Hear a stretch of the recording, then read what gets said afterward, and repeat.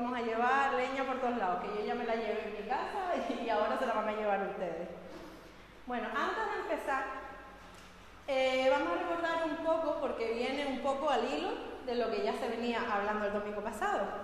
¿Alguien recuerda cómo se llamaba el sermón del domingo pasado? Ay, con esa memoria. Tenía algo que ver con los ojos.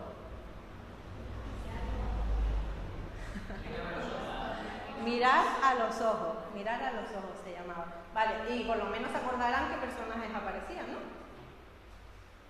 Ay, madre mía, ¿cómo está? ¿Y quién más? Y el cojo. Y el cojo, que ya después no era cojo, ¿no? Vale, el domingo pasado, pues Airán sí que nos hablaba de eso, de Pedro, Juan y el cojo, que le llamamos el cojo porque no nos dice el nombre. Bueno, y como con solo una mirada, pues se desencadenó una serie de hechos que llevaron a una conversión de 5.000 hombres, sin contar mujeres y niños. O sea, aquello fue una mega conversión de personas. Esto, pues como les decía él, levantó ampollas a lo que era el gobierno del templo, a lo que eran los judíos, ¿no? Se veían amenazados por este nuevo movimiento del cristianismo, porque ellos pensaban que una vez muerto el líder, que era Jesús, pues ya todo se iba a parar ahí, ¿no? Más adelante se ve Gamaliel intentando convencerlos de no vamos a armar una revuelta, quizás matando al líder, pues no, esto no siga porque se han dado casos en otros lados, pero vemos que no. Esto solamente estaba empezando a explotar por todos lados, ¿no? Empezando a expandirse el evangelio. El pórtico de Salomón, que ya vimos el domingo pasado también, era una parte del templo, pero que estaba por la parte de fuera, donde podía entrar todo el mundo, gentiles, judíos, si fueras pobre, fueras rico, estuvieras tuyo, da igual, allí podía entrar todo el mundo. Y era un sitio donde los creyentes pues habían decidido ir a reunirse allí, ¿no? Porque tanta gente, me dirán dónde los iban a meter, en el aposento alto. Entonces todos se reunían allí. Y los apóstoles enseñaban y hacían milagros, no solamente fue el milagro del cojo, sino que siguieron haciendo milagros. Bueno, si recuerdan, a raíz de que el cojo se sanó, arrestaron a Juan y a Pedro. Pero por miedo a evitar una revuelta de todos estos nuevos cristianos, porque ya eran muchos, no eran 2 o 3, ya eran muchos, pues decidieron dejarlos ir. Y hasta ahí fue más o menos donde se quedó Airán el otro día. Vale, pues cuando fueron puestos en libertad, lo primero que ellos hicieron fue ir corriendo a reunirse con el resto de creyentes. Les contaron lo que había pasado y se pusieron a orar. Bueno, pues cuando oraron dice que tembló el lugar donde ellos estaban reunidos y fueron todos llenos del Espíritu Santo. Y a partir de ese momento no solamente Pedro, Juan y los demás apóstoles predicaban el Evangelio con valentía, sino que todos los creyentes, da igual quiénes fueran, todos estaban llenos del Espíritu Santo y predicaban allá donde fueran, a pesar de las amenazas que tenían, ¿no? Porque había presión ya por parte del gobierno. Y es que cada vez que en la Biblia se nos dice que alguien fue lleno del Espíritu Santo, pues siempre había consecuencias. Siempre. No hay ni un ejemplo que diga fulanito fue lleno del Espíritu Santo y se quedó en su casa y se lo gozó él solo. No dice eso en ningún lado. Siempre había consecuencias. Porque el Espíritu Santo los impulsaba a obrar con valentía. Daba igual las condiciones, la persecución, a quien le gustara, a quien no. Porque ya no estaban hablando ellos mismos desde su propia inteligencia, desde su propia formación, desde su propia elocuencia, sino que era el Espíritu Santo el que hablaba por medio de ellos y les daba que decir, ¿no? Cuando Pedro y Juan estaban hablando con los del Sanedrín, estaban asombrados porque decían, pero si estos dos pescadores, que ¿cómo hablan de esa manera? Porque el Espíritu Santo les daba lo que ellos tenían que decir. Bueno, pues vemos que el comienzo de la iglesia fue así como potente, ¿no? Arrancaron fuertes, estaban pasando cosas súper asombrosas. Eso de los milagros, predicaban la palabra y se convertía un montón de gente, no como aquí que cuesta un montón, pero allí se predicaba y la gente venía a los pies de Cristo. La comunidad de creyentes además era respetada. Había gente que decía, bueno, yo no comparto, yo escucho de lejos, pero yo no quiero formar parte de nada de esto. Pero eran respetados porque vivían según lo que predicaban y eso les hacía ganarse el respeto de la gente. Y también dice que al principio los creyentes estaban unidos entre ellos, estaban todos unidos y se amaban. Estaban tan unidos, que no había pobres entre ellos. No había ni un solo pobre en la comunidad de creyentes, porque los ricos, que tenían mucho, cogían y vendían por decisión propia, no porque los apóstoles les dijeran ni nadie les dijera, vendían sus posesiones para repartirlas y así todos pues pudieran tener sus necesidades cubiertas. Para ellos, para estos nuevos cristianos ricos, sus hermanos tenían más valor que cualquier posesión que pudieran tener, entonces eran desprendidos. Y esto era una manera práctica de mostrar amor. Tenían un solo sentir y un solo pensar. Esto está al final de Hechos, Airán creo que habló Hechos 3, y esto está casi al final de Hechos 4, ¿no? Donde nos dice que tenían un solo sentir y un solo pensar. La gracia de Dios los invadía. Les resumaba por los poros la gracia de Dios. Donde quiera que iban repartiendo la gracia de Dios y daban de gracia lo que habían recibido de gracia. Y esto, gracia, ¿qué significa? Regalo, gratis, ¿no? Que es gratis. No significa que las posesiones se las hubiesen regalado. O sea, hazte cristiano y te damos una posesión. No, ellos tenían sus posesiones, que quizás habían sido herencias, habían trabajado duro y se las habían comprado. Pero ellos entendían que aunque hubiesen sido las cosas compradas con su dinero, con su esfuerzo, era Dios el que estaba detrás de todo eso y era el que les estaba proveyendo y a la misma vez ellos estaban tan agradecidos que querían proveer también para los demás. Estaban tan entregados para la causa, ¿no? Que había uno que se llamaba Bernabé. Quédense con los nombres porque hay varios personajes. ¿Cómo se llamaba? Bernabé, vale. Se llamaba Bernabé y Bernabé tenía un terreno. Pues Bernabé cogió un día y vio que había necesidad, que estaba empezando a haber necesidad, y cogió ese terreno y lo vendió. Y él decidió ir a los apóstoles y entregarle todo lo que le habían pagado por ese terreno, lo cogió tal cual y se lo entregó a los apóstoles. Y hasta aquí todo estaba perfecto, ¿no? Ojalá hubiésemos seguido así por los siglos de los siglos. Todo perfecto, se amaban, se querían, se cubrían sus necesidades, ¿no? Pero la Biblia, igual que nos cuenta lo bueno, también nos cuenta lo malo.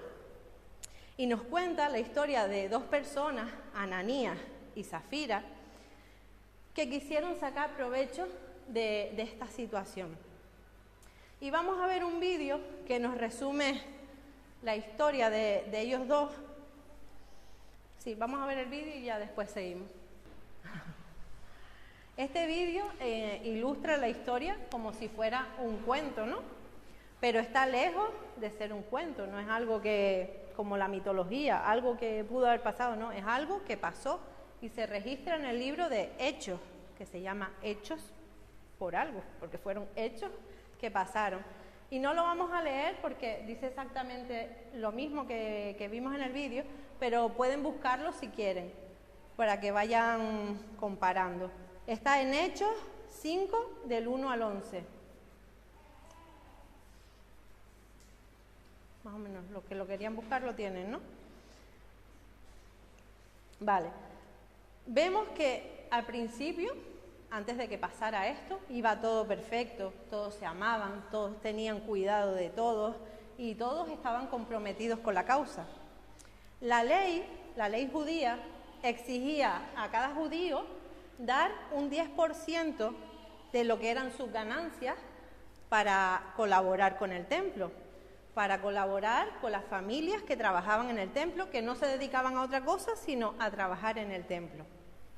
Aparte de ese diezmo, pues también hacían unas ofrendas, ¿no? Pero ahora no me voy a meter en eso. Estaba el diezmo, que era la parte obligatoria, y también estaban las ofrendas.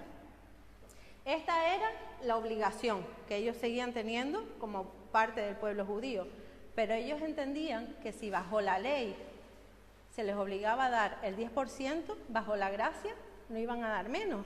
Ellos entendían que tenían que dar el 100% y así es como lo hacían. No por obligación, sino porque entendían que Jesús les había dado todo, les había dado una vida eterna y les preocupaba más la vida eterna que los bienes materiales que eran pasajeros. Bernabé, que, ¿cómo decía el vídeo que se llamaba? José. Eso lo vamos a hablar después, porque le cambiaron el nombre. Bernabé lo tenía claro. De lo que tenía, pues él daba, ¿no? Y Bernabé también jugó un papel importante más adelante, si seguimos leyendo los capítulos de Hechos. No solamente hizo esta gran donación de corazón y sin esperar nada a cambio, sino que más adelante, cuando Pablo, el que mataba a los cristianos, pues cuando Pablo se convirtió y quiso acceder a la comunidad cristiana, pues nadie lo quería recibir. Todos decían, venga hombre, a lo mejor este viene haciéndose pasar por cristiano, se nos mete aquí dentro y nos mata a todos y se acabó el rollo. Pero Bernabé le dio un voto de confianza y lo llevó hasta los apóstoles y les dijo, miren, este hombre se convirtió y yo doy fe de que él ha estado por donde fuera predicando la palabra del Señor con valentía. Y luego, otros capítulos más adelante, comisionaron a Bernabé junto con Pablo como misioneros. Pero este altruismo, esta generosidad de Bernabé al vender ese terreno, pues levantó envidia. Ya vimos ahí a Ananías y Zafira. Ellos envidiaron el hecho de que todo el mundo pues aplaudiera el gesto de Bernabé, ¿no? Qué bonito, qué bien lo hiciste, Bernabé, gracias. La gente estaba agradecida. Ellos anhelaban esa fama de ser buenas personas, el ser considerados por los demás como personas ahí comprometidas, pero no estaban dispuestos a tener que pagar el precio. Lo que vamos a tratar en esta tarde es uno de los problemas que está estorbando más en el avance del Evangelio en estos días, y es la hipocresía. Y no viene de 2 días, esto viene desde la primera iglesia. Una de las típicas quejas que nos dan las personas cuando te dicen que no quieren creer en Dios, ¿cuál es? ¿Ustedes no se han encontrado en la calle con personas? ¿Qué? ¿El qué? Porque Dios no se ve, pero ¿cuál es la típica queja? Que no existe y ¿qué más? Yo allí no voy porque son todos unos hipócritas, ¿no? Es la típica queja que te dan, no, yo no creo en Dios, ni creo en nada, ni en la iglesia. Bueno, a lo mejor creo en Dios, pero en la iglesia, eso está todo lleno de hipócritas, ¿no? Y lo más triste es que tienen parte de razón, ¿no? A veces uno no sabe qué decirle. La corrupción también había alcanzado ya en ese punto a la iglesia y estaban ensuciando el nombre de Cristo por esta hipocresía. Una de las cualidades más valoradas hoy en día, yo pienso que porque no abunda mucho, es la integridad en las personas.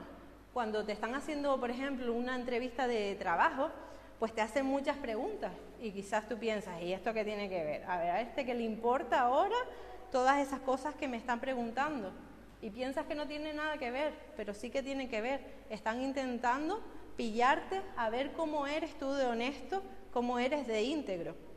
Y si mientes en la entrevista y te pillan, porque a lo mejor no te pillan, pero si te pillan, ten por seguro que no te van a contratar, porque no eres una persona en la que se pueda confiar. La integridad tiene que ver con la honradez, con la rectitud, con la decencia, con la lealtad de una persona. Así que fingir ser íntegro sin serlo es una hipocresía. Hipócrita es aquel que finge tener cualidades que en realidad no tiene. Es la persona que está pretendiendo ser lo que en realidad no es. Y Ananías y Zafira estaban intentando aparentar algo que en realidad no eran. Y lo curioso de este caso es que a veces lo leemos, lo que estaba diciendo Jesús, no, cónchale, no lo entiendo, ¿por qué se mueren así con la misma? Parece que no tuvieron ni oportunidad, parece, ¿no? Si lo lees rápido. Cónchale, que duro, ¿no? Que fulminante. Se muere uno, se muere el otro y sin previo aviso. Pero lo curioso de este caso es que el pecado que se recalca de ellos no es que fueran unos rácanos y dijeran, es que no quisiste dar todo, es que eres un rata, te estás llevando parte de... No era eso, sino la hipocresía. La hipocresía de decir, estoy dándolo todo, porque soy una persona maravillosa, quiero que todos me reconozcan, pero en realidad se estaban quedando con una parte y no querían decirlo, porque si no pensaban que iban a quedar peor. El dinero de la venta, ¿de quién era? Era de ellos. Podían hacer con el dinero lo que les diera la gana. Se podían haber pagado unas vacaciones, podían haberlo dado todo o no dar nada, o haber dado una parte solamente y decirlo. Decir, pues de lo que saqué de la venta voy a dar una parte a la iglesia. Pero lo que no estaba bien era eso, intentar simular, lo estoy dando todo, cuando en realidad me estoy quedando con algo. Sus motivaciones al hacer este gesto no eran las adecuadas. El motivo no era aliviarles la carga a mis pobrecitos hermanos que tienen menos que yo y están pasando necesidades. El motivo era buscar el aplauso fácil, que les aplaudieran el ego a ellos mismos, ¿no? Sabemos que Jesús se juntaba con todo tipo de personas, con prostitutas, con cobradores de impuestos, con pecadores, adúlteros, fornicarios, ricos, pobres. A Jesús eso le daba igual, ¿no? Él le daba igual el poder adquisitivo de las personas, el estrato social en el que se encontraran. Y Jesús hablaba con todos y se entendía con todos y enseñaba a todo el mundo y tenía mucha paciencia, ¿no? Porque a veces las multitudes eran pesadas. Él intentaba pasar a otro lado con la barca y las multitudes ahí, venga, detrás, y no lo dejaban descansar. Pero él era una persona que tenía paciencia, pero no paciencia como el Jesús que vemos en las películas, que va ahí a 2 por hora, mirando con la mirada perdida.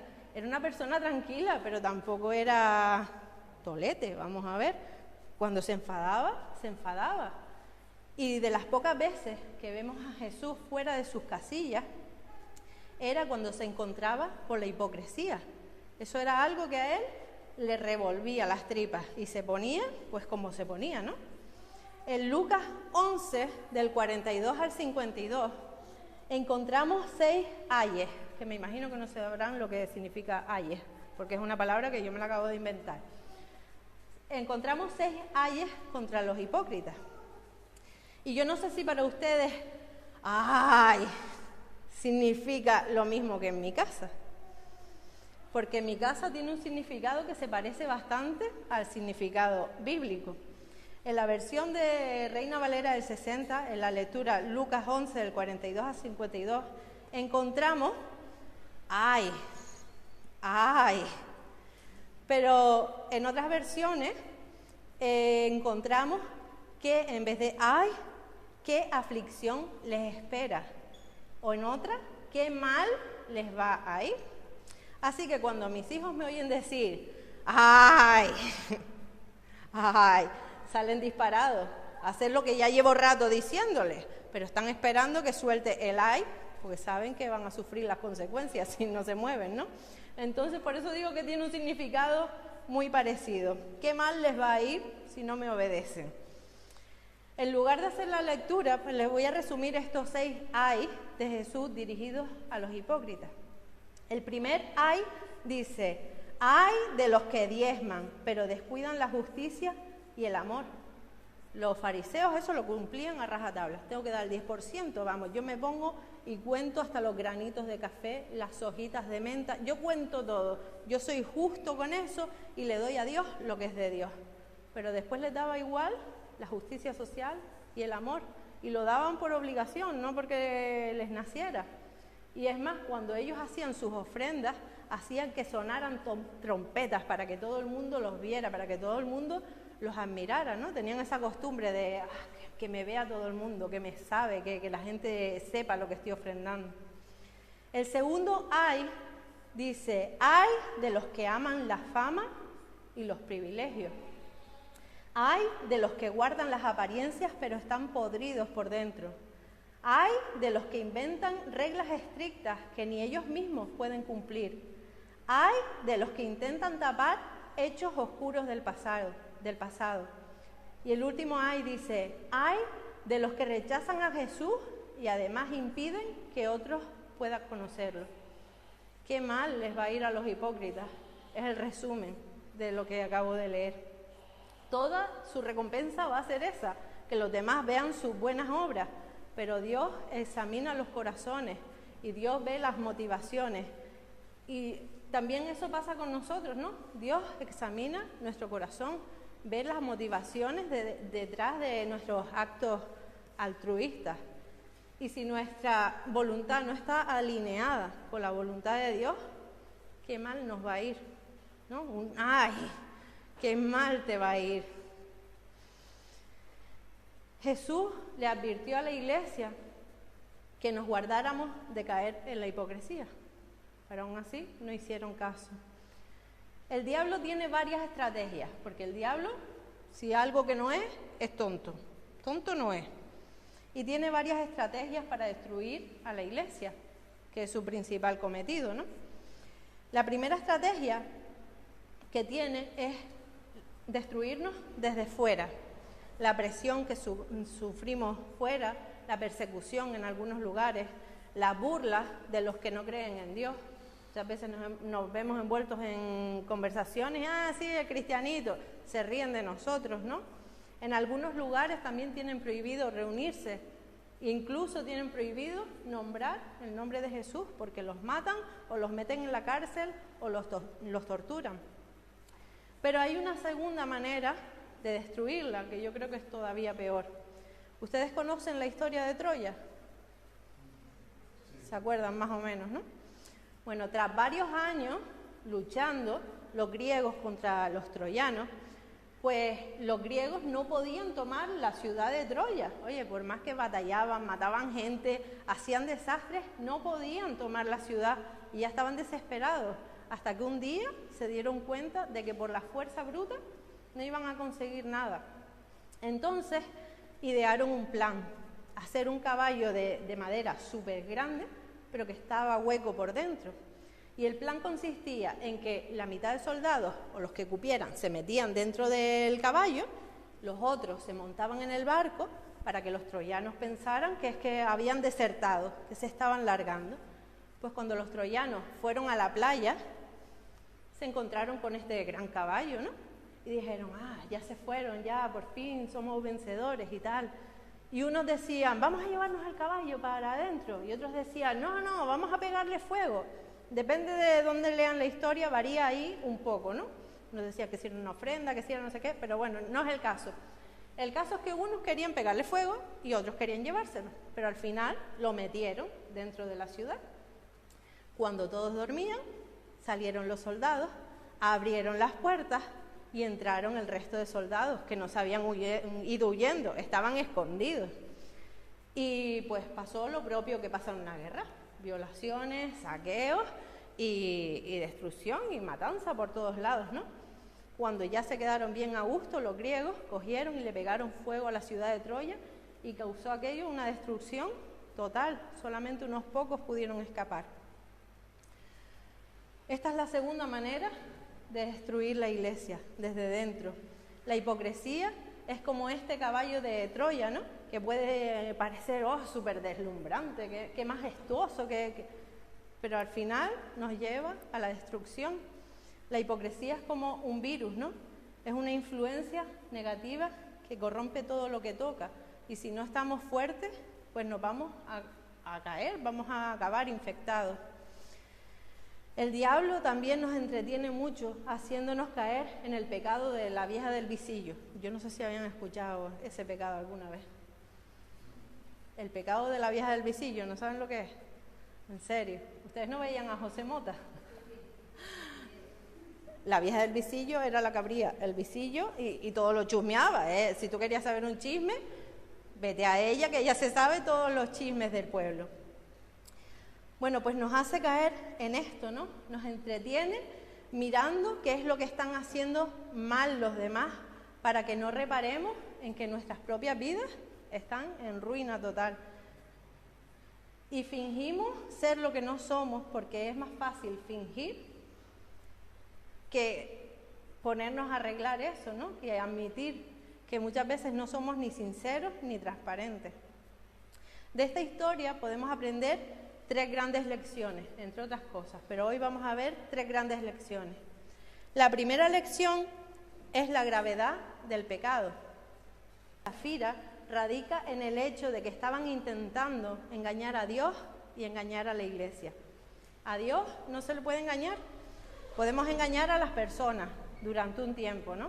Pero tampoco puedes fingir que no eres durante todo el tiempo con todo el mundo, porque es que en algún momento se te acaba viendo el plumero. Y parece que nos olvidamos muchas veces, ¿no?, de que Dios no solamente ve lo que hacemos, como lo ven las personas, sino que también ve lo que tenemos por dentro, cuáles son nuestras intenciones, nuestros pensamientos, nuestras motivaciones.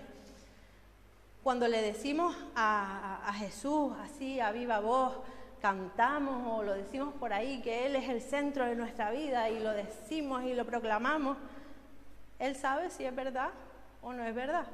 Por más bonito que lo digamos, por más chillando que lo digamos, Él sabe si eso es verdad.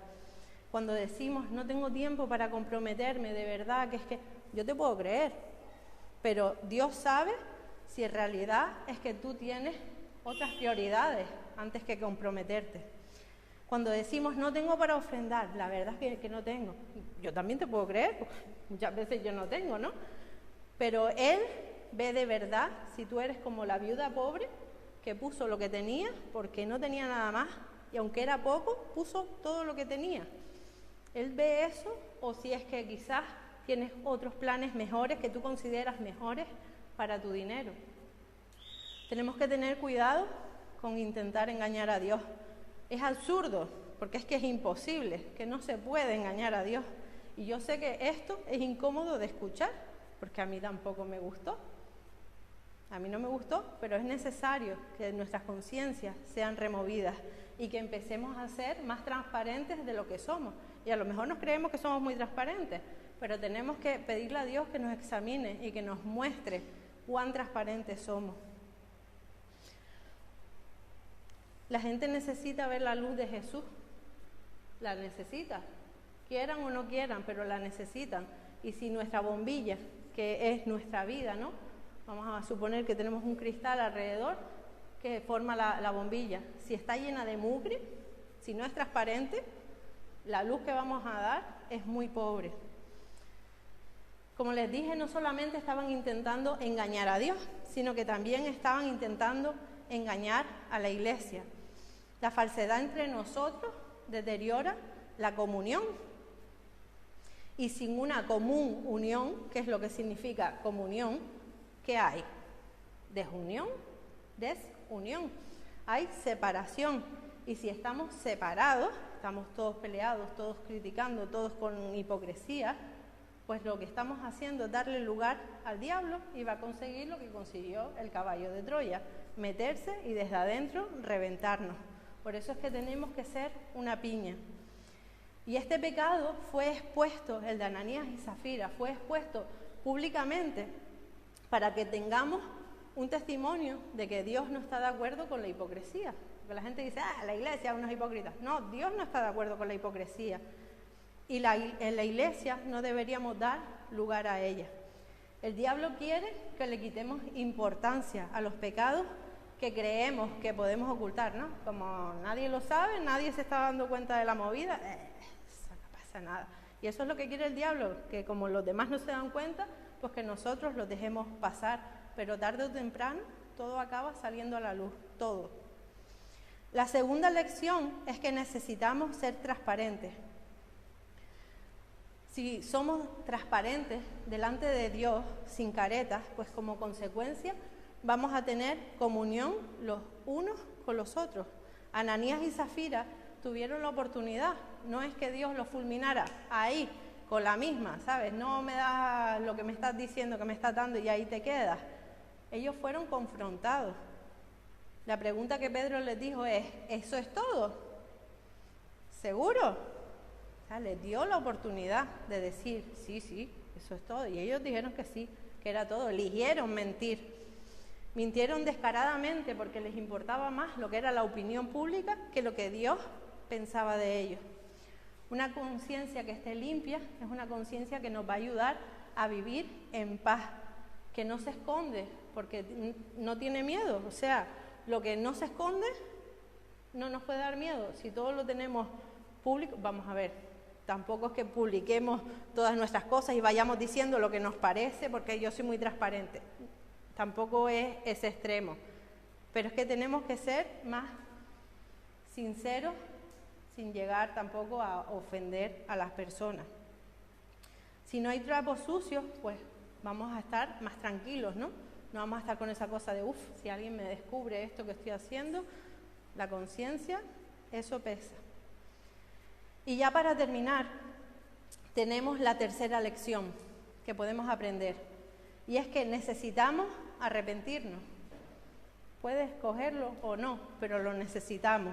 Cuando caemos en la hipocresía, necesitamos arrepentirnos. Y ellos murieron físicamente en el acto, como consecuencia de su pecado. Algunos dicen, no, de la impresión les dio un patatús y ahí se quedaron. No, dice que fue como consecuencia del pecado. Dios tenía algo que ver en ello. Y si hoy Dios decidiera aplicarnos el mismo castigo, pues yo creo que la población cristiana se vería bastante reducida. Todos fallamos en tener una vida a lo que es a la altura de los estándares que Dios nos marca, ¿no? Todos fallamos, porque no hay nadie perfecto. Todos fallamos en los mandamientos que nos enseña la Biblia. Por más que nos esforcemos, nunca vamos a llegar a ser perfectos. Pero no alcanzar esa perfección a la que aspiramos no significa que seamos hipócritas. Hipócritas es el que aparenta que ya la ha alcanzado y que los demás pues son menos. Solo Jesús vivió de una manera perfecta y sin pecado. Y lo que se trata con nosotros no es de vivir de una manera perfecta, porque es que es imposible. Se trata de que seamos íntegros, honestos en nuestra manera de vivir, en nuestra manera de relacionarnos con los demás. Ellos fueron castigados en el momento, pero quizás nosotros podemos tener consecuencias con el tiempo. A veces no las vemos en el momento y pensamos que eso ya se quedó ahí en el olvido, ni Dios se acuerda, ni yo me acuerdo, pero con el tiempo eso puede pasar factura. Las consecuencias son que el nombre de Jesús, el nombre de la iglesia se puede ver manchado por culpa de nuestro testimonio, y eso puede dar pie a que haya personas que nunca más quieran saber de Dios por culpa nuestra. Esto puede también dañar las relaciones, dañar a una comunidad entera de creyentes, y también puede dañarnos a nosotros mismos. No se puede fingir que somos fieles a Dios y quedar impunes. Quizás no nos vamos a morir así de esta manera, pero sí que vamos a tener consecuencias. Y hay personas que piensan que cruzando los dedos, así como está el chico de la foto, piensan que pueden decir todas las mentiras que le den la gana. Te lo juro. Pero por atrás, te lo juro, te lo prometo, Pedro, que yo no me estoy quedando con nada, te lo estoy dando todo. Es que me lo imagino, Ananías, con los dedos cruzados. Este gesto es un símbolo que cuando decimos, ay tía, deséame suerte, lo hacen mucho, ¿no? Y es un gesto que la gente cree que atrae la buena suerte. No sé por qué, es una estupidez, pero la gente se cree que esto da suerte, ¿sabes? Las buenas energías van a venir a mí porque estoy diciendo esto y no me van a pillar. Porque con esto estoy diciendo que sí, que estoy diciendo la verdad. Y hay gente que cree en estas estupideces. Porque cruces los dedos no puedes decir todas las mentiras que te dé la gana, porque vas a tener consecuencias igual.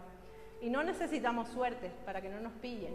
Necesitamos ser sinceros para que no haya nada que esconder. Los viernes ya hemos visto varios casos de varias personas a las que se les dio un nombre nuevo.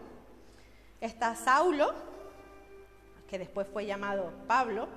Está Simón, que luego se le dio el nombre de Pedro. Ay, a pillar. Y luego está también, que este lo acabamos de ver hoy, no lo hemos visto los viernes. Está Bernabé, que antes se llamaba José, vale. Esto significa que cuando conocemos a Jesús, todas las cosas son hechas nuevas. Él nos da una nueva identidad con la que tenemos que identificarnos. Bernabé, el que se llamaba antes José, vale, pues Bernabé significa hijo de ánimo. Y él le estaba haciendo honor a su nombre, ¿no? Porque era de ánimo, de estímulo a las personas de la comunidad. Pero Ananías y Zafira tiraron por tierra el significado de sus nombres. Ananías significa con el que Dios ha sido bueno.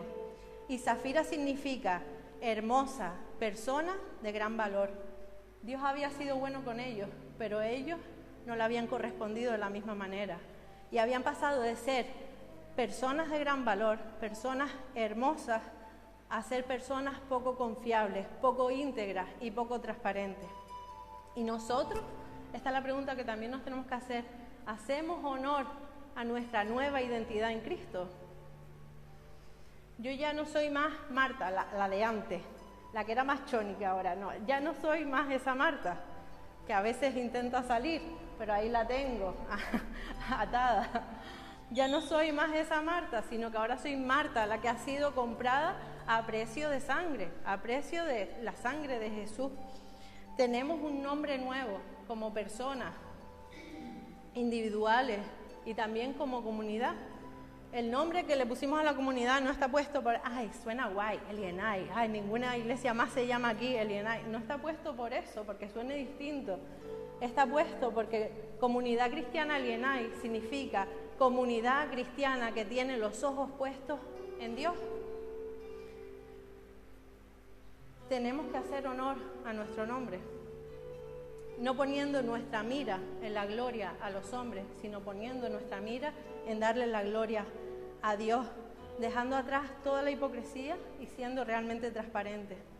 Y la pregunta de Pedro es para nosotros hoy también. ¿Seguro que eso es todo? ¿No tienes nada más que decir? Esto ya saben que es una estupidez, así que no lo utilicen más. ¿Seguro que eso es todo? Y cada uno tiene que responderse a sí mismo. Y yo les quiero animar en esta tarde a que podamos examinar nuestras vidas, no la de los otros, nuestras vidas, nuestras motivaciones, y que seamos sinceros delante de Dios. Y si hay algo de hipocresía en nuestras vidas, que seguramente que sí, no seremos a lo mejor los más grandes hipócritas del mundo, pero seguro que hay algo de hipocresía en nuestras vidas, pues que Dios nos perdone y que nos ayude a encaminarnos y que podamos responder a esta pregunta de ¿seguro que eso es todo? Que podamos decir sí, es todo, no tengo nada que esconder. Que Dios nos ayude a que esto sea una realidad. Vamos a orar. Señor, te damos las gracias porque siempre nos hablas por medio de tu palabra, Señor. Incluso en textos que no comprendemos, Señor, que no entendemos por qué a veces actúas de distintas maneras, Señor. Nuestra justicia no es igual que la tuya, Señor. Ayúdanos a no quitarle peso al pecado, Señor. A veces para nosotros no es lo mismo matar que decir una mentira, pero para ti, Señor, todo pesa igual. Ayúdanos a ser conscientes, Señor, de que no podemos engañarte, de que no debemos engañarte, que no podemos estar fingiendo ser lo que no somos, Señor. Ayúdanos a entender, Señor, que nunca vamos a llegar a ser perfectos, Señor. Y por eso no tenemos que fingir, Señor, porque tú moriste por nosotros tal cual somos. Incluso antes de que te aceptáramos, Señor, tú moriste por nosotros y nos diste una nueva identidad, Señor. Ayúdanos a identificarnos con esta nueva identidad, no con cómo éramos antes, Señor, sino identificarnos con cómo somos, quiénes somos, Señor, a partir de que te hemos conocido. Ayúdanos a hacer luz, Señor, allá donde vayamos. Ayúdanos a ser transparentes, Señor. Ayúdanos a quitarnos toda la mugre, toda la hipocresía, todas las cosas, Señor, que impiden que tu evangelio avance, Señor. Ayúdanos, Señor, a hacer esa luz, Señor, para que las personas vengan a ti. Te pedimos perdón por todas las veces que a lo mejor podamos haber ocasionado que las personas pues no quieran saber de ti por culpa nuestra, Señor. Te pedimos que nos des nuevas oportunidades, Señor, para poder llevar tu nombre, Señor. Ayúdanos a hacer las cosas bien, Señor, y ayúdanos a darnos cuenta cuando no las estamos haciendo, Señor, porque a veces no creemos que seamos hipócritas, pero te pedimos, Señor, que tú nos pases ese escáner, Señor, y nos reveles en qué maneras no estamos haciendo tu voluntad, Señor, sino que estamos haciendo la nuestra. Ayúdanos, Señor, a ser una comunidad que brilla, una comunidad que tiene los ojos puestos en ti, Señor. Ayúdanos a que nuestras motivaciones sean siempre darte la gloria, Señor, y no darnos la gloria a nosotros mismos. Ponemos este tema en tus manos, en el nombre de Jesús. Amén.